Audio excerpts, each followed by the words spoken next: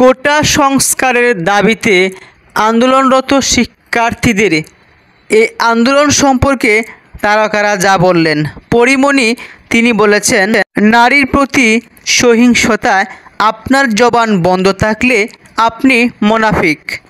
ছোট পর্দার জনপ্রিয় আরেক অভিনেতা নিলয় আলমগীর তিনি লিখেছেন, মাননীয় প্রধানমন্ত্রী, আজকের ছাত্রছাত্রীরা আগামী দিনের ভবিষ্যৎ। তারাই একটা সময় দেশের হাল ধরবে। এত ছাত্রছাত্রী ভুল দাবি করতে পারে না।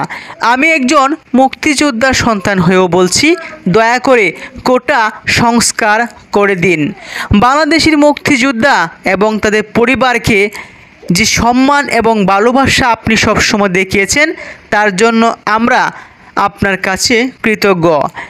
কিন্তু দেশের সাধারণ মানুষের কাছে মুক্তিযোদ্ধা এবং তাদের পরিবার এখন হাসির পাত্র। মুক্তিযোদ্ধাদের সম্মানের জায়গাটা ঠিক রাখতে হলেও কোটা সংস্কার মেনে নিন। আন্দোলনরত ছাত্রছাত্রীদের এই দুরবস্থা সহ্য করার মতো না। পুরো জাতি আপনার সিদ্ধান্তের অপেক্ষায় আছে।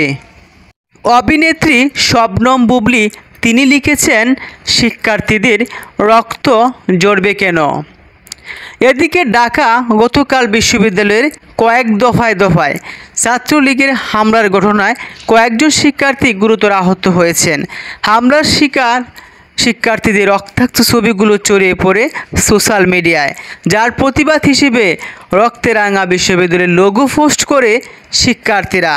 সেই ছবিটি আজ মঙ্গলবার 16 জুলাই বেলা 4:30টার দিকে নিজের ভেরিফাইড ফেসবুক পেজে পোস্ট করে চিত্রনায়িকা শবনম বুবলী এই লিখেছেন, শিক্ষার্থীদের রক্ত ঝরবে কেন? এভাবেই কোটা সংস্কারের দাবিতে তারকারা, মানবতার ফেরিওয়ালারা, শিক্ষক শিক্ষার্থীরা মতামত শেয়ার করছেন। আপনিও আপনার মূল্যবান মতামত শেয়ার করতে পারেন। ধন্যবাদ।